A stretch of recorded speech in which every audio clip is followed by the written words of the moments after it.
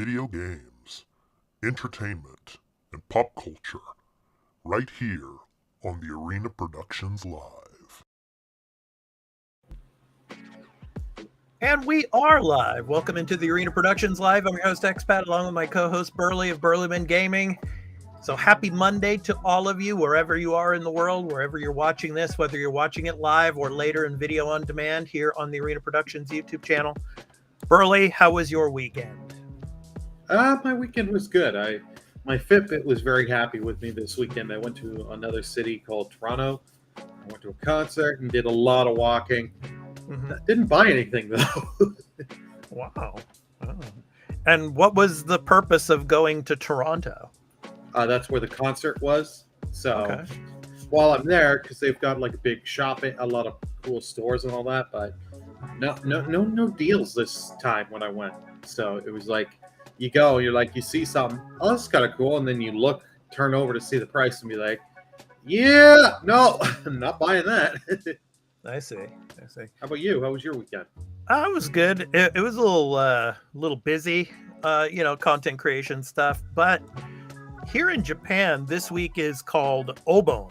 Obon is basically when families get together and they go out to, for example, relatives' graves, and then they have like a big feast together and things like that. Normally, I don't usually do that. I let my wife and the kids go to her parents' and family houses to do that.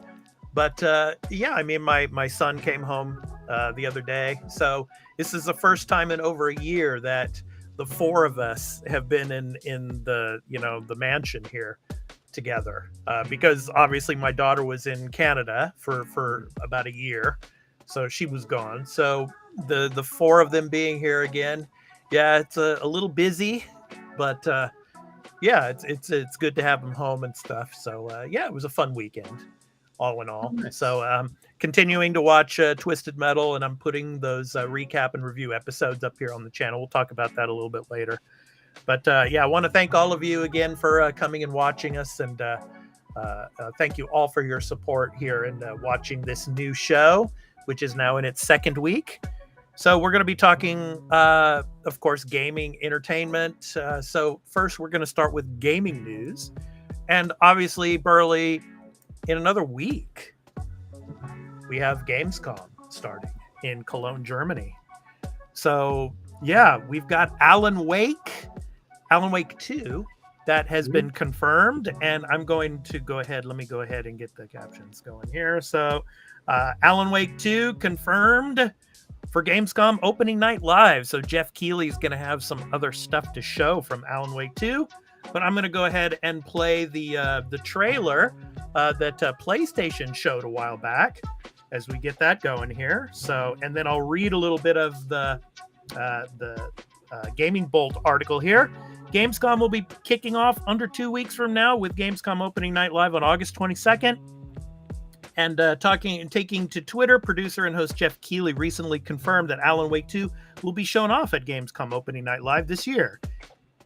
Keighley and game director Kyle Rowley have both seemingly suggested that, quote, the brand new reveal, end quote, will focus on Alan Wake himself, one of the two central protagonists who finds himself in the dark place after previous showings focused on new protagonist Saga Anderson in Bright Falls.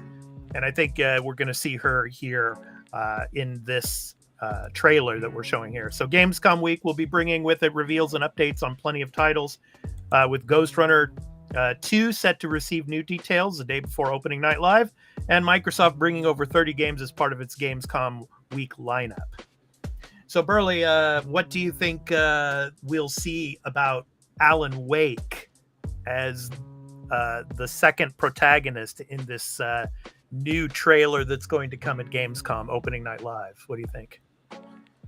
Well, that like you just read, they said they're going to focus more on Alan Wake himself instead of showing the other. So show some gameplay with you controlling Alan. Maybe show something different or explain, like, as Alan, you can do this, and then maybe mention something about the other character can do this. Yeah. So show something, because it's something curious to me. Like, okay, we got 2 different playable characters in this game.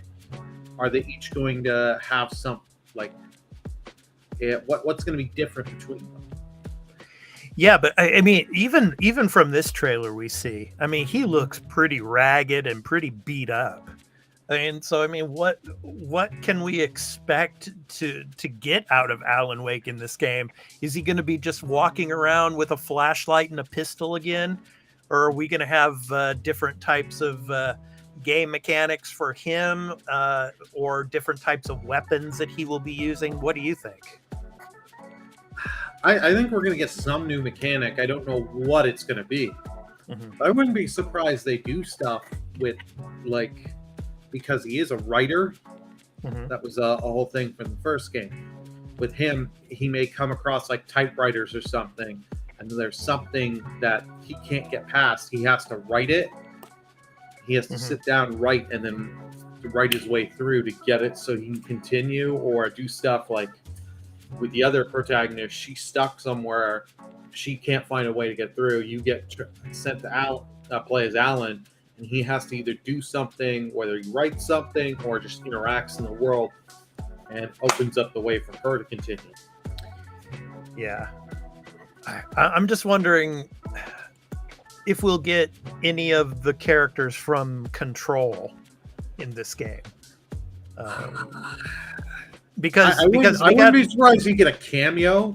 Yeah. Like they're there in the background, and it's like, Yeah. oh, you found them, you get an achievement or a trophy kind of thing. But I don't think they'll be prominent. But who knows? Yeah, because we had a little bit of like in the DLC of Control, we had Alan Wake show up just a little bit in that, so maybe we'll get something. But yeah, excited for Gamescom. Looking forward to bringing you the news coverage out of that. So yeah, stay tuned for that. So Alan Wake 2 coming in October, or as Burley says, Broketober. Oh, it is Broketober. I had someone I was talking to, and they're like, "That's not that bad." And I showed them. Yeah. I took them to releases.com, and they're like, "Oh, this is all releasing within like 10 days of each other." I'm like, "Yeah." It's like, you try and buy all this, you're gonna be broke. Yeah. Or pray that some of them come to Game Pass within the first 6 months or something.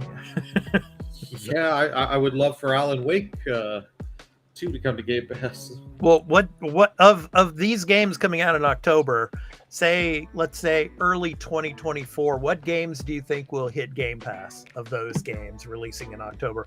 I'm thinking Assassin's Creed Mirage will be the first one. Yeah, that I could see it, because it is a budget title.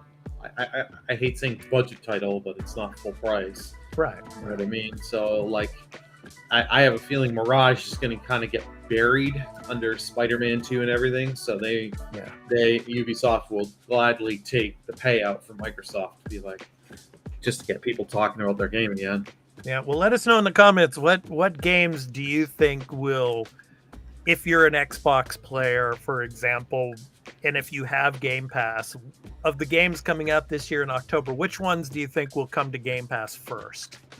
Let us know if you're an Xbox player on that. We'd really love to hear from you on that. So, all right. So next up, let's go ahead and talk about a game releasing today. So we're going to go to releases.com and check out a game called Gray Destiny.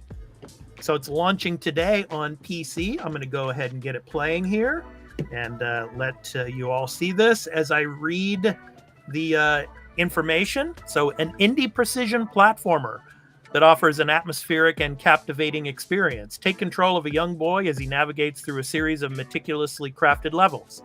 The game's visuals blend terrifying traps with dark environments, immersing players in an exciting adventure. And it comes out today on PC. So Burley, what do you think of this precision 2D platformer? Oh, this gives me Celeste and Super Meat Boy vibes, where I can just see all the deaths going to be happening. Oh, Super Meat Boy! Oh yeah, yeah. look But at that! There you go, death. Yeah. I like the art style. It looks like It's simplistic, but it works. But it looks great to me. Yeah, it looks really fun. So, but probably pretty challenging too. I mean, I can see myself. Yeah, I'm gonna die here. Yeah, this is gonna happen. This and that. Yeah. But Sabine is not in the game there. We'll see Sabine later. Yeah. Have you played and beat the game? No, I haven't. So we don't know for sure. We don't know for sure. It could be if you beat the game with no deaths, you get Sabine. Maybe, yeah. Let us know in the comment section if I'm right on this. You're gonna be wrong, Burley. All right. So anyway, Grey Destiny releases today on PC. So go and check that out. All right. So next up, we're going to get to our entertainment section of the show. So Mission Impossible Dead Reckoning. So Dead Reckoning flies past $500 million at the global box office. $1 billion, Burley. Global box office, man. Amazing stuff. So this is from Collider. I'm going to go ahead and read this for you here. So after a little more than a month in theaters, Mission Impossible Dead Reckoning Part 1 has passed the $500 million mark at the global box office. Dead Reckoning Part 1 had a soft 29% decline this weekend, its fifth, as it's added 4.5 million domestically and 20 million from overseas markets. So that's domestically, meaning in the US. The film has now grossed a little under 160 million in North America and another 362 million from overseas territories for a running global haul of 522 million. So the number one Mission Impossible film with overhaul sales is Mission Impossible Fallout, which made a franchise best 791 million worldwide in 2018. So, Burley, what do you think is the reason for it only at 520, or actually 300, is it, 362 million from overseas territory, so 522 million overall, but it's not, up there with the top Mission Impossible films yet. Why do you think that is? Well, people, I'm just gonna say, people are a little tired with the same old with movies. Like, I really enjoyed this film. Don't get I know some people that were like, it's just the same. It's another Mission Impossible. I'll just wait till it comes on a streaming platform in a year or two. Mm-hmm. Because of also the price to go to the movies with inflation and everything. It's just like, what if I'm going to spend that kind of money to go to a movie theater? Is this something I really need to see on the big screen or not? You get people that are like that. Like, I really enjoyed this film, and I think you should see it on a big screen. But if you don't want to spend the money and you want to wait till streaming service, go ahead. And I think this movie just came out. I think it came out at kind of the wrong time. It could have came out a little at a better time. Would have helped it. It's like a week or two after this came out, you had Oppenheimer and Barbie, and Barbieheimer, and that destroyed it. Yeah, that's the thing. I mean, movies are just like video games, Burley.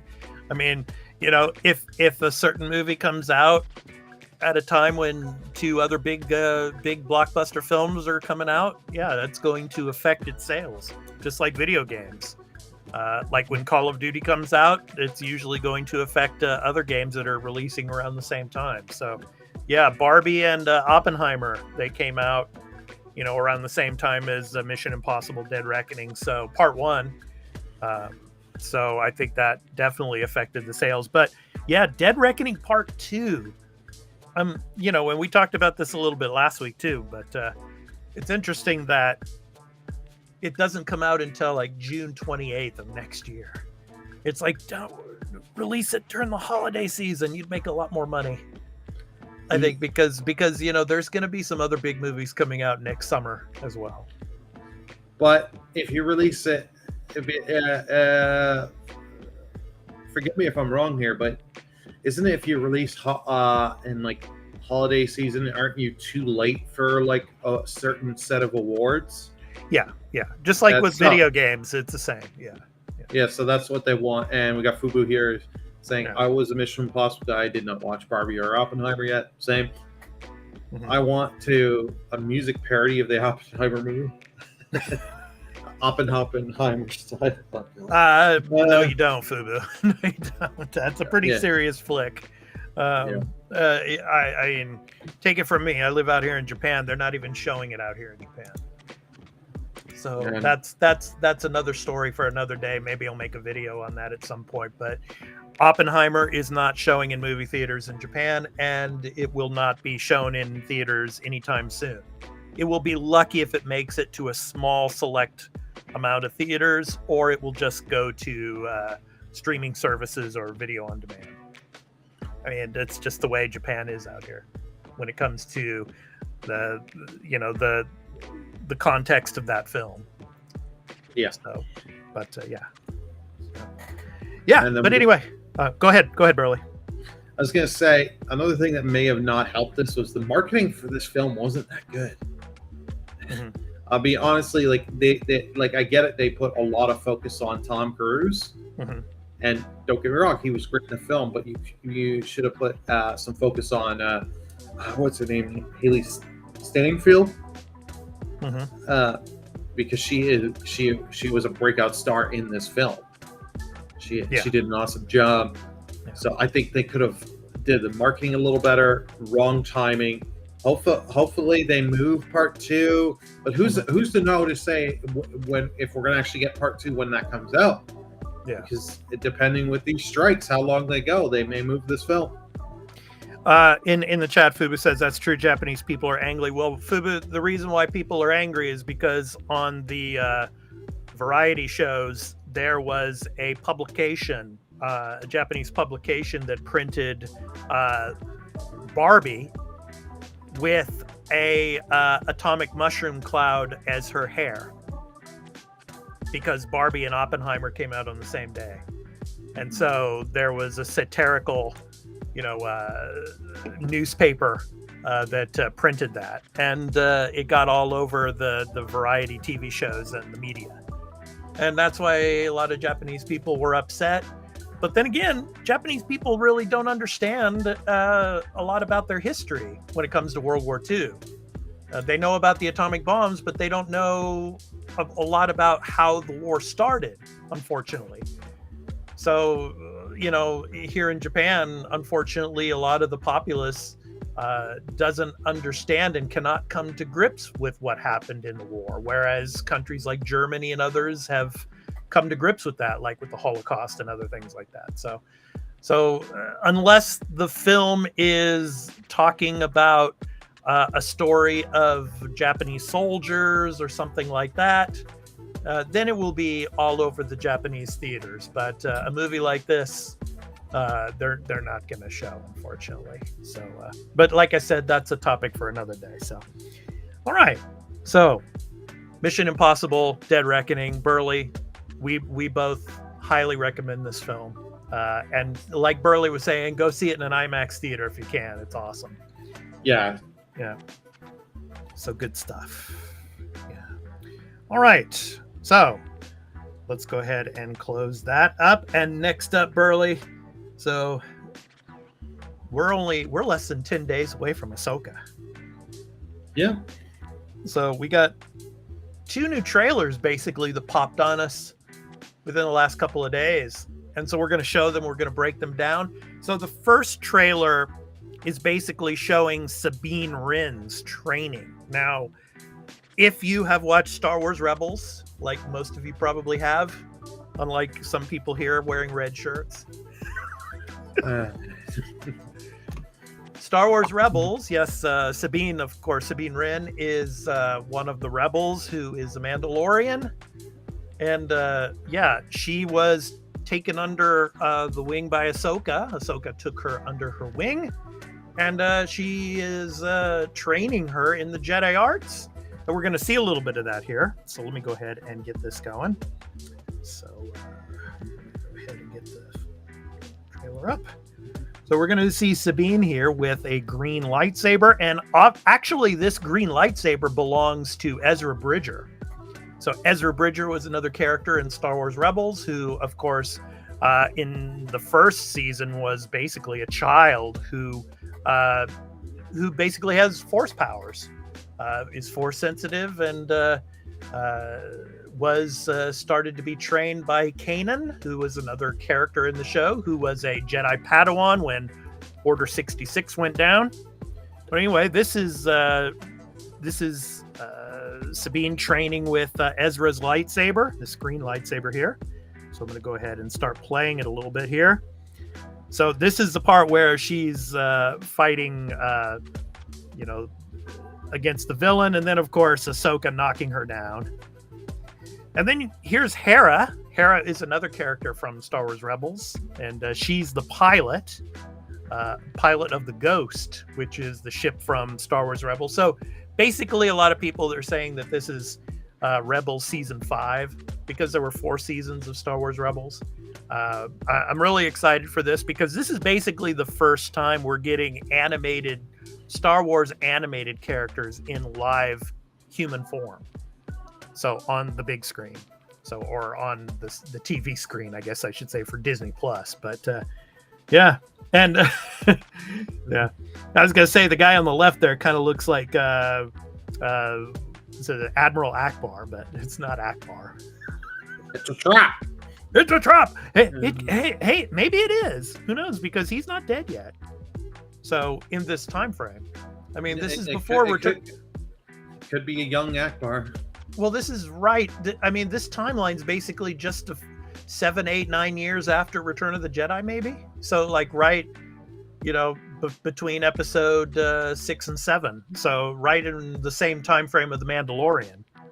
So, yeah. So then we get the Inquisitors. A new threat will emerge. Now, Burley, I have to ask you about this. Your thoughts on this. Now, Order 66. Right? Yeah. Obviously, that was the big Jedi purge. But how do you think it came about that Palpatine decided, okay, let's not... I mean, because these Inquisitors are basically Jedi that survived and basically bent the knee. They're like, okay, we give up. We'll turn to the dark side, or we'll do what you want us to do. Right?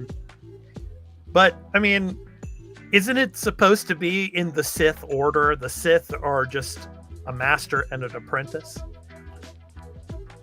Yeah, they should just be a master apprentice. I think it's more just, hey, there were so many...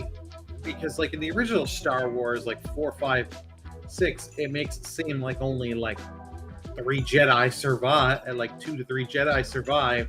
Yeah. And then with all this, it's like, there was actually like 40 to 50 Jedi that survived the purge. So it's, I think, just a way for them to be like, oh, okay, we want to have it, but we don't want to have Vader all the time fighting Jedi. Yeah. So we'll take a few, make Inquisitors, and just so that way we have them as temporary pawns. Use them to fight their Jedi brethren. Yeah. And if they die, they're expendable. They're nothing to us compared to if the Emperor would have lost Vader, let's say, would have been like, that's a loss. Yeah. So now this Balin Skull, I mean, I think this guy is going to be like Dooku 2.0. Count Dooku 2.0. It's like he's a former Jedi, and then he lost his way. He's not a Sith Lord, like Count Dooku became, but he's in the same kind of mold, I think. So it'll be interesting. There's the Ghost, and there was Chopper. Chopper was the droid that was big in Star Wars Rebels. Yeah. So, okay, that's the first one, and now we're getting to the second trailer here. Now it's interesting. This little dome they're in here.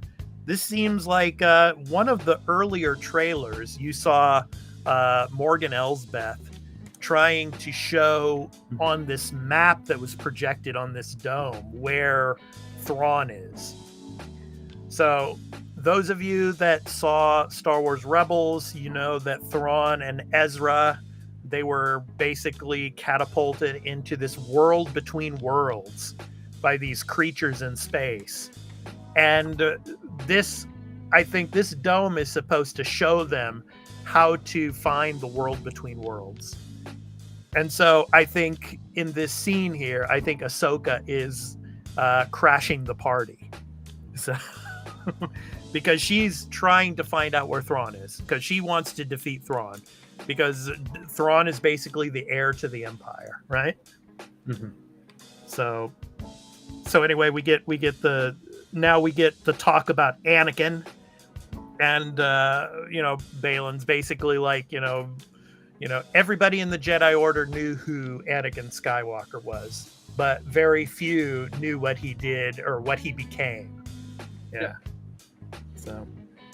So Burley, what are your thoughts on this part of the trailer where we get Anakin and his voice talking to Ahsoka, basically telling her, that you're going to be fighting a lot of droids, but it's not only droids that you're going to be fighting. I'm not going to be with you all the time. Trust your instincts. What did you think of this trailer? I like this part of the trailer. Good little speech, and just shows some good qualities of Anakin. Whereas a lot of stuff, you don't get a lot of that over the last couple of years. So it was a nice, good little scene in the trailer. Yeah, more Inquisitors here, more droid, kind of like droid. I think these are not really Inquisitors here. I think these are like Morgan Elsbeth's droid guards, in a sense. Yeah. Yeah. So, yeah. And there's Hera again, of course, and you see Sabine on the speeder there. Yeah, here's an Inquisitor now. So, yeah. Then we get Ahsoka's ship here, and her and Sabine together again. So, and then her and Balin fighting against each other here. So, yeah. Good stuff. So, yeah. Yeah. Go ahead. How many seasons of this do you think we got? One. This is going to be another one and done? If we do get another season, it's possible for 2, but I don't see it going past 2. But with the writer's strike and everything else going on, it would be a long time before a season 2 comes out. But it's possible. But it's only this season is only 6 episodes. Yeah. And we're getting the first 2 episodes on the 23rd. So it's going to be a short series, just kind of like Secret Invasion was on the Marvel side. So, it's possible they could do 2. What do you think? I think they'll I think they'll try to do a second, but like you said, the writer's strike, and Disney is not in a good position right now, and Disney is now about they've already said next year they're pulling a Netflix. Mm-hmm. So because the whole appeal of Disney to me was you pay a big premium price up front, because you can buy a year subscription up front before people can use the account at the same time. Right. And now they're going to do that whole IP stuff and all that, and it's like, to me it makes, and they're going to increase the price again, they've said. It's like, I don't know if I want to renew again, Disney, because no offense, I can just wait for the shows that I want to watch, wait for them, pay the 1 month fee, and then binge them all in a month, and then I'm done. Yeah. Yeah, we shall see. But excited for Ahsoka. Comes out in a couple of weeks, or actually less than 2 weeks now. So excited for it. So, and we'll be bringing you recap episodes and review episodes here on the Arena Productions on our Star Wars Republic show. So please look out for that. So now it's time for some programming notes. So I put up a couple of new videos today you might want to check out on the Star Trek side of things. I put up a video. Now, imagine, let me get this. There we go. Okay, so So season 2 of Star Trek Strange New Worlds just finished, but there are some kind of holes when it comes to which characters from the original series are going to come into Strange New Worlds before Kirk eventually does take over the Enterprise, because there is a little bit of a time gap between now and the time that Kirk is going to take over. So there'll probably be maybe a few more seasons. So which original series characters could appear in season 3? So of course, in the thumbnail here, I've got Carol Marcus, of course. I was going to say, yeah. I see you put Carol Marcus in there. You trying to allude to something? Yeah, Carol Marcus, and of course, Hikaru Sulu, of course. Yeah. So which of the original series characters do you think could show up in season 3? So go and check that video out on Warp Factor 10, our show about all things Star Trek here on the Arena Productions. And also another Twisted Metal episode, episode 4, Who's There? Our recap episode of that. I just got that up, put it up about an hour ago here on the channel. So go and check that out if you get a chance. So yeah, it's a good series. I'm really enjoying it and bringing you recap episodes of that. So pretty soon I'll be putting episode 5 up as well. So stay tuned for that. So yeah, Twisted Metal episode 4, Who's There? So kind of like if you say, Burley, knock knock, then I say, who's there? So who's there? Yeah. So good stuff. And of course, we have our Patreon over at patreon.com/The Arena Productions, where we do all kinds of content for Marvel, Star Wars, Star Trek that you also can see here on the YouTube channel. But on our Patreon, it is ad-free. And we also have exclusive content over there as well. For example, our post show, which we do after our gaming news podcast episodes called The Arena, multi-platform gaming news podcast. You can check out our post shows exclusively on our Patreon.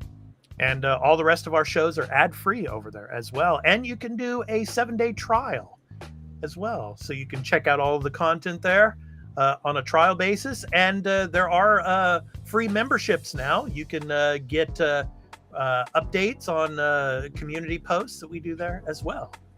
So check out our Patreon, patreon.com/The Arena Productions.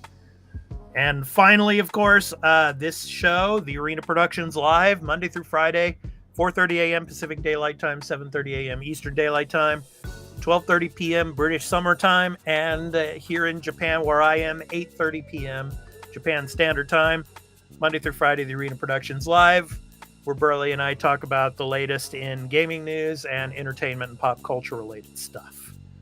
So yeah, so The Arena Productions Live, cool stuff.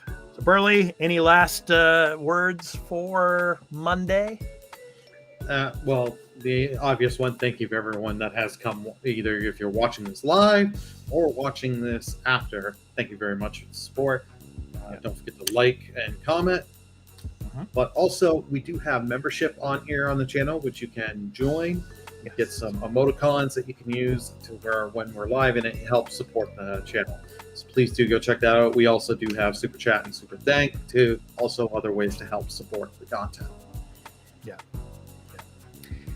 All right. So thank you, Burley, for that. And of course, Fubu87, thank you so much for coming in. And Fubu, I know you're into the Twisted Metal series, and of course, Fubu recommended it to me. And please go and check out that episode 4 recap that I did. So thank you so much for coming in, Fubu, and joining us in the chat. And of course, all of you that come later on after we finish doing the show live here. On video on demand. You can check it out on the Arena Productions Live playlist. Thank you so much for all of your support as well. We really appreciate it. So thank you so much. All right. So that's going to do it for us for this episode, Monday episode of the Arena Productions Live. I've been your host, Expat, along with my co-host, Burleman Gaming. We hope to catch you tomorrow for the next Arena Productions Live. So take care, everyone. Peace out.